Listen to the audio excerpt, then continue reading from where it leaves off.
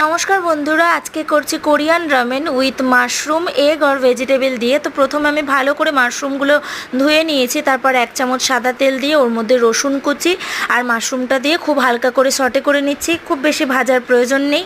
এবার এটা সটে করা হয়ে গেলে এর মধ্যে রামেনের কোরিয়ান যে মশলাটা ছিল, একটা ভেজিটেবল মশলা আর একটা এমনি মশলা, সেটা আমি ভিজিয়ে রেখেছিলাম। ভিজিয়ে রেখে এবার মাশরুমের মধ্যে ওটা মশলাটা দিয়ে ভালো করে কষিয়ে নিচ্ছি। আর এখানে রামেন যেহেতু অল্প ছিল, বাড়ির সবাই খাবে হবে না বলে আমি এখানে ম্যাগিটাও একটু একসঙ্গে বয়েল করে নিয়েছিলাম। তো মশলাটা ভালো করে কষা হয়ে গেলে এর মধ্যে আমি রামেন আর নুডলটা অ্যাড করে দিয়ে তার মধ্যে ডিমটাও দিয়ে ভালো করে সটে করে নিচ্ছি। আর আপনারা পরিমাণ মতো একটু আগে খেয়ে দেখে নেবেন, নুনটা কিন্তু অতটা দেবেন না, কারণ রামেনে অলরেডি মশলার মধ্যে নুন থাকে। তো অলমোস্ট আমার কিন্তু এটা হয়ে গেছে, আর এটা খেতেও কিন্তু খুব টেস্টি হয়েছিল। আপনারা বাড়িতে এভাবে একদিন বানান, আমি কথা দিচ্ছি খুব ভালো লাগে খেতে। আমার বাড়িতে খেয়ে সবাই খুব ভালো বলেছে। ভিডিওটা ভালো লাগলে একটা লাইক আর সাবস্ক্রাইব করে দেবেন।